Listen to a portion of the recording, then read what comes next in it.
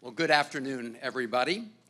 I just a little while ago had a chance to tour this terrific site with the Vice President, and I want to start the way she did on every stop along that tour, and that is in thanking our frontline workers, thanking the FEMA staff, University of Maryland Medical System, our military personnel, and everybody else who's part of this team to get vaccines into people's arms so they and everybody else can be safer.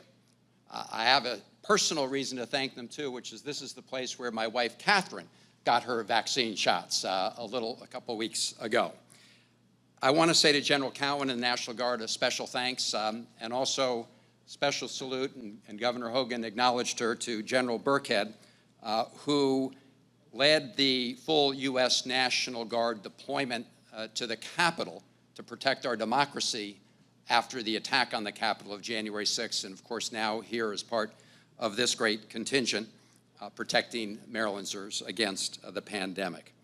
I also want to commend Mayor Scott for his leadership in a great American city during very difficult times, and to our other county executives and local leaders who are here and are providing services on the front line.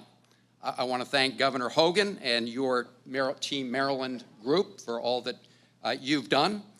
And I'm very pleased to be here with some of my colleagues from the federal Team Maryland, Ben Cardin, who's been just a great leader in the Senate, John Sarbanes, who you heard from, Kwasi Mfume, who is here, Dutch Ruppersberger, of course, represents the great city of Baltimore, and all of them, together with most of the Maryland delegation, joined together to vote for the American Rescue Plan.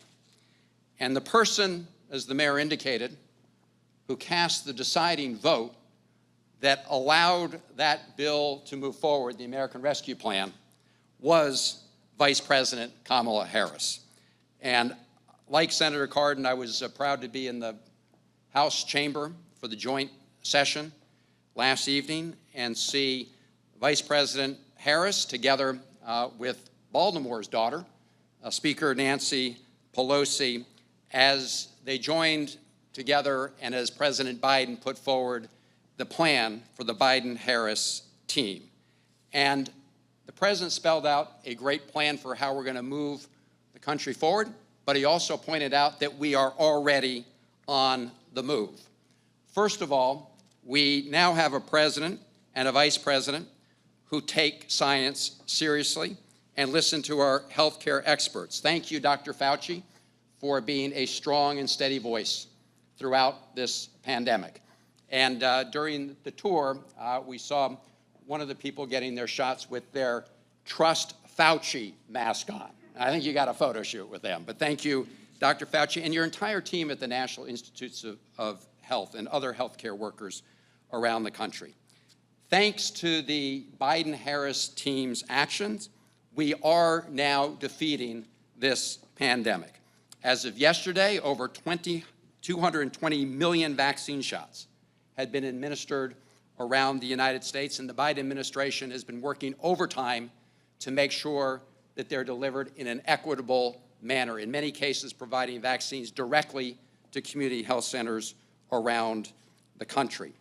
So after 100 days, we are exceeding expectations in terms of the numbers of shots delivered, and we're also seeing the economic benefits resulting from the American Rescue Plan. I will not go through the details. John Sarbanes mentioned some of the Maryland-specific proposals, but if you look at what's happening nationally and you look at the news today, in addition to the fact that we're now turning the corner on the pandemic, the figures coming in, which represents the lives of every American, show that new unemployment filings are down and the economy is picking up steam, thanks to the 100-day leadership of the Biden-Harris team and the American Rescue Plan. So we all know we've got a lot of work still to do. And that work will have to happen at the federal level, the state level, the local level, but really the most important work is the work being done by the folks on the front lines right here. Because we can pass big laws in Congress, We can issue orders, direct executive orders from the White House, but in the end, in order to make it work, we need neighbors coming together. And so it's in that spirit that I want to introduce our next speaker in the program, somebody who is a champion for Baltimore and an inspiration to us all. And that's Miss Melisa Wesby. Melisa is a registered nurse, wife, and mother of 3 who works on Johns Hopkins Bayview Hospital, at Johns Hopkins Bayview Hospital, and who has been on the front lines caring for our fellow Marylanders who've been suffering from COVID. But Melisa hasn't just been offering medical care, she's been offering fellowship too, whether that be by helping patients Zoom call their families or just stopping and listening to their concerns.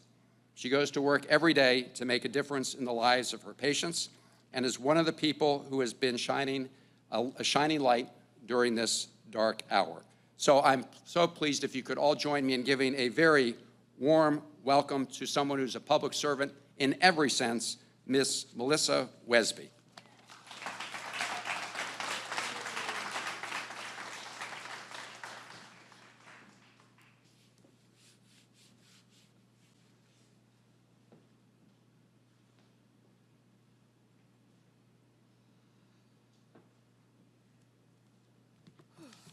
Hello, everyone.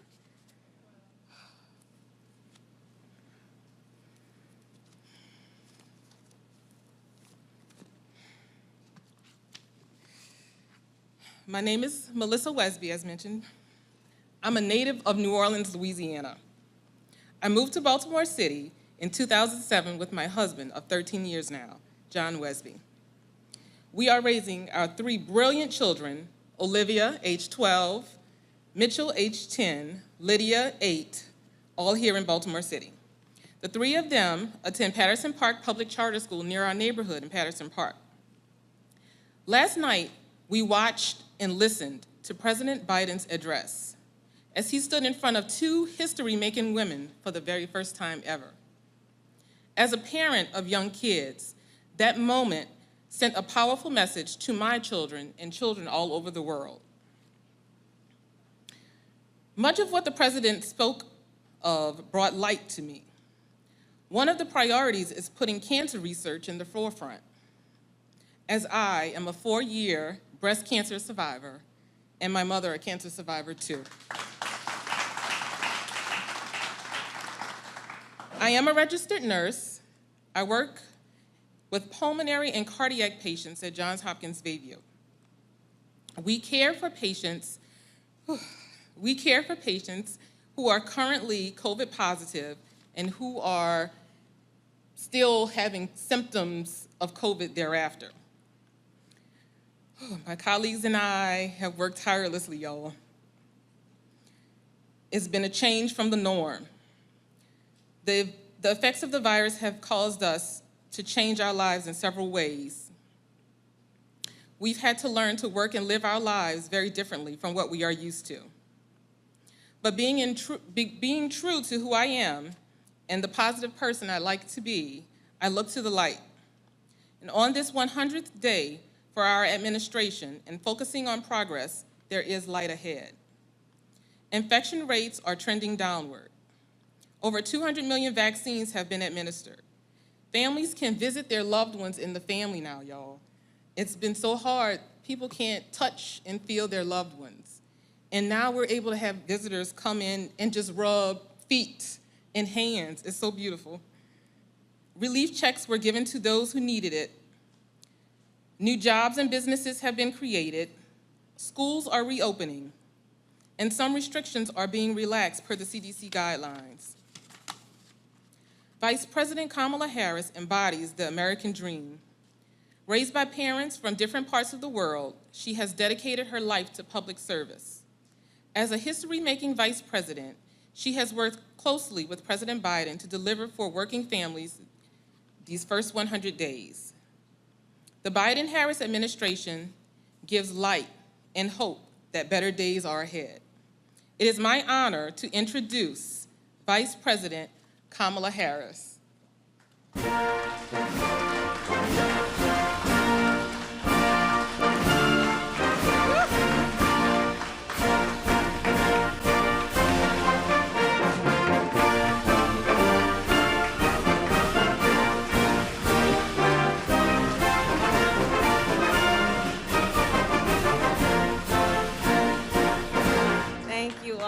Thank you all. You know, as Chris Van Hollen was saying, together with the governor and Dr. Fauci, we were walking around downstairs and meeting with all the folks, our members of the National Guard, all the frontline workers, and I said, you know, I do believe in moments of crisis that they reveal the heroes walking among us, the angels walking among us, and I would say Melisa Wesby is one of those individuals. Thank you, Melisa, for that incredible introduction. If you can hear it from there you are. So to the Governor, Larry Hogan, thank you, and Team Maryland, Mayor Brandon Scott, to General Janine Burkhead, thank you for the warm welcome and for all the work you do. And it is certainly a point of personal privilege for me as the president of the Senate to acknowledge some folks that are my friends. And I worked with them both for over the 4 years I was in the Senate. And that, of course, is Senator Ben Cardin and Senator Chris Van Hollen. Senator Cardin, I will tell you, I mean, I've seen them both. I just have to tell you, Maryland, you got some real leaders on your hand in the United States Senate. They represent Maryland, but they are also national leaders. Ben, I've watched him do exceptional work for Maryland's businesses as the chair of the Senate Small Business Committee. And of course, Chris, as a member of the Appropriations Committee, has brought critical resources to Baltimore in terms of housing, infrastructure, and water infrastructure, and so much more. So it is wonderful to be with you both. I also want to thank Congressman John Sarbanes and Congressman Kwasi Mfume, who I've known for years. Thank you both for your leadership. And it is always a wonderful day to spend time with Dr. Anthony Fauci. And thank you always, Dr. Fauci. So it is wonderful to be back in Baltimore, and especially on this, our 100th day of our administration. I would say today is a good day, Baltimore. You know, 100 days ago, just after President Joe Biden and I were sworn in, I stood in front of the Lincoln Memorial, and I talked about what I call American aspiration. American aspiration. I talked about how in America, we not only dream, we do. We not only see what has been, we see what can be. We shoot for the moon, and then we plant our flag on it. So for a minute, let's go back to where our nation was 100 days ago. About 2 out of 330 million Americans at that time were fully vaccinated. More than 10 million Americans were out of work. Schools were closed. Businesses were closed. And beyond the pandemic, our democracy was under assault, and our capital had just been attacked by insurgents. All of that was going on when the president and I took our oath of office. But as daunting as these challenges were, we were not deterred, and our nation was not deterred. We had a plan to get America back on track. We had faith that the American people, when given the opportunity, would come together and would rise to meet the moment. And you have. You have. And because you have, American aspiration has defined these first 100 days. American aspiration is how we got to more than 200 million shots in arms in less than 100 days. In fact, just this morning, we got new data on how the economy did in the first quarter of this year, and things are looking up. America is once again on the move, and that's in big part thanks to exactly what's happening here in this stadium, which is this vaccination effort. And I thanked the National Guard earlier. I will thank you again. And Baltimore, Mayor, look at what you're doing here. People can walk right into this stadium and get vaccinated. And this is happening around the country. I have visited a local pharmacy in Southeast DC and a community health center right outside of Denver and a vaccine distribution site at a university in Las Vegas. I've been to a site in Chicago run by union members and another site in Jacksonville run by military members. And America, you must know, the people working to administer vaccines are heroes. And so too are just like those folks we visited with downstairs. So too are the Americans who sign up for that appointment, make the time, and step up and get the shot. And if you haven't been vaccinated yet, or if you know somebody who hasn't, please ask folks to just roll up their sleeves. It's time for each one of us to do our part. Yes. And we have also seen American aspiration in our effort to deliver relief directly to American families. The pandemic has taken a toll on families, on their physical health, their mental health, ability to pay the bills. And the president and I, we knew that before we took office. So we developed a plan called the American Rescue Plan. And it was designed and intended to help people out. And it was a big plan to tackle a big crisis. And some said it was too big, but we went for it anyway. And the American people rallied around it. Across our country, Democrats and Republicans alike voiced their support. And on day 50 of our administration, President Joe Biden signed the American Rescue Plan into law.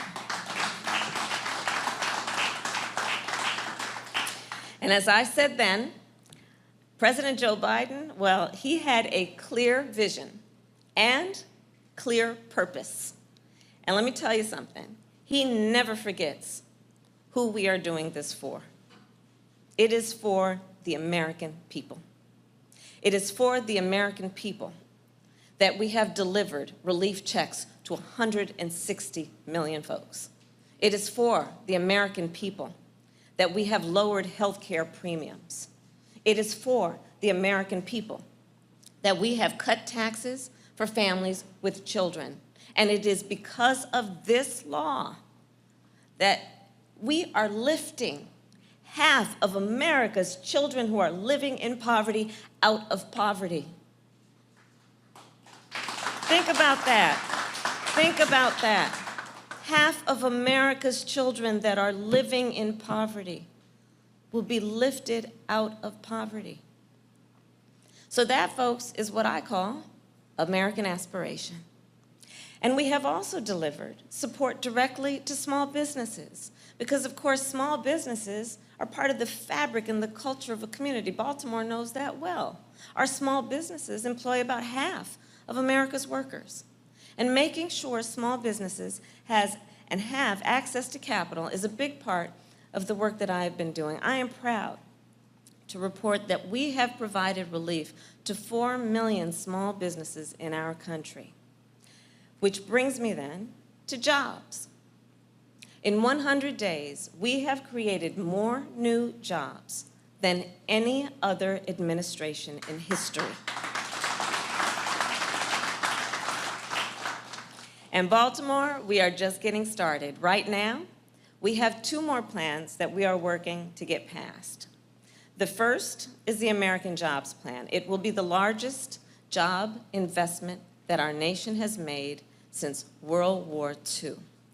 Because the fact is, too many people, including too many people right here in Maryland, are still out of work. So while we have made significant progress, on the jobs front, there's so much more to be done. We are going to put Americans to work, fixing the roads you drive on every day, getting rid of the lead pipes that poison our children, and expanding broadband so that every American has access to high-speed and affordable high-speed internet. In the 21st century, broadband is critical infrastructure. You know, last week I was in New Hampshire. I was visiting a site in the New Hampshire Electric Co-op.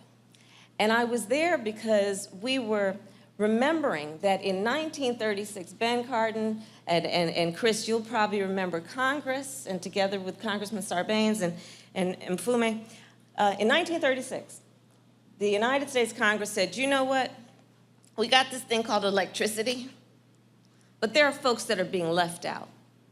And that's not going to be right because they will be left behind. So in 1936, there was the Rural Electrification Plan. And on that basis, our federal government invested to make sure all Americans had access to electricity. Well, fast forward to the year of our Lord 2021. We got this thing called broadband. We have this thing called the internet. And let's think about it. Over the past year alone, which really highlighted the importance of it, a lot of people, the only way they could work, if they had the ability, was to work online. Our children had to go to school online.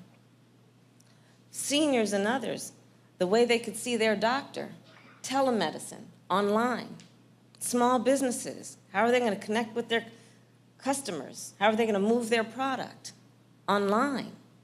How did so many of us connect with our families? Folks, otherwise we might see at a family reunion or a holiday or a birthday. Online. If we had access and if it was affordable. So too many people, either in this period of time, it has been highlighted, don't have internet access or cannot afford a broadband bill. And let's be clear, when we connect Americans to affordable and accessible broadband, we are connecting our children to education. We are connecting our seniors to telemedicine. We are connecting families to each other. And we connect Americans to economic opportunity. And at the same time, we build up our broadband infrastructure such that we create good jobs, good union jobs. And as I have said it before, I will say it again, the best path to a good job is through a strong union. So the American Jobs Plan, will put America to work. And the second plan is the American Families Plan, which will make it possible for people to work. So what am I talking about? Well, the president, in his speech last night, he talked about this plan that will establish universal pre-K and lower the cost of childcare, making childcare affordable and accessible, which has been a priority for so many of us. Just think, nearly 2 million women have been forced out of the workforce in just the last year. And a lack of childcare is often the reason why. You know, I'll tell you my personal story on this. You know, when my mother, who raised my sister and me, Dr. Fauci knows this, I'm very proud to say that my mother used to go to this place, Governor, when we were young, Mommy was going always to this place called Bethesda. She was going to Bethesda, I learned later, because a place called NIH is in Bethesda. Because you see, my mother was a breast cancer researcher. And she had 2 goals in her life, to raise her 2 daughters and breast cancer. And so she used to go out to NIH to help do some of the work that happens there. And so when my mother, though, on a daily basis was at work every day, long hours, she worked on weekends. And when she was at work, and it was after school, often my sister and I, we would walk 2 houses down to the home of Mrs. Regina Shelton, who was a second mother to us. And she was a lifeline for our mother. And here's the thing I know. She would talk on a daily basis about how, but for Miss Shelton, she could not have done the work that she did. Every working mother needs that support. Every working parent needs that support.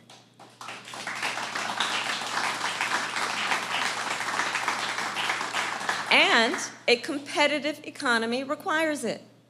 A competitive economy requires a skilled workforce too, which is why we will also create more opportunities for education after high school. So let's think about that.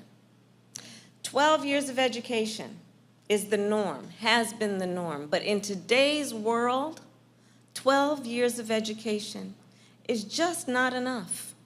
So let's invest in education after high school, understanding that we also must invest in opportunities for folks about which path of education after high school they want to take, that they choose to take. Let's think about what we need to do, education after high school, to invest in apprenticeships. We will give every American with this plan 2 years of free community college, and we will make college more affordable for millions of students, because there shouldn't only be one educational path to success. The American Jobs Plan, the American Families Plan, this is what Americans deserve. And this is what our future depends on. And we must also be clear-eyed. These last 100 days haven't only been defined by progress.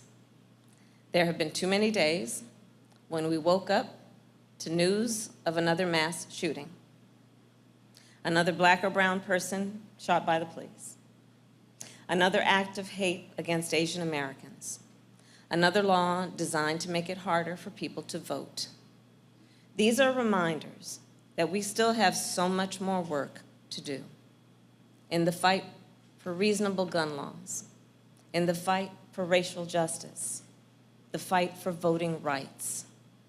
And some days I know it feels exhausting, but we cannot give up. And we will not give up, because here is the truth. American aspiration is about the courage to see beyond crisis and to build beyond crisis.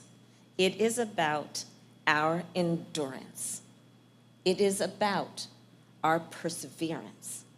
It is about our ability to keep pushing forward. American aspiration is what drove our nation to build the railroad from coast to coast in the middle of the Civil War. It is what drove our nation to bring electricity to every household in the middle of the Great Depression. It is what drove our nation to race to the moon in the middle of the arms race. American aspiration is what will continue to drive all of us to keep reaching high, even when we know it may be difficult, especially when it is difficult. So I want to end with one more story. So about a month ago, I met this little girl. Her name is Gala, and she's 5 years old. And so I walk into the classroom, and she's there. This little one, I mean, she is really something. Okay, so I walk into the room, and she introduced me to everybody in the classroom, knew everyone, but 5 years old. And immediately came glued to my side the whole time I was in the classroom, introduced me to everyone in the classroom by name, including her teachers. She's just self-appointed to do this, by the way. It was not the plan. And at one moment, I went down I kneeled to speak to her. And I said to her, I said, Galia, you can be anything you want to be. And this little one looked at me in my eyes, and do you know what she said? I want to be everything.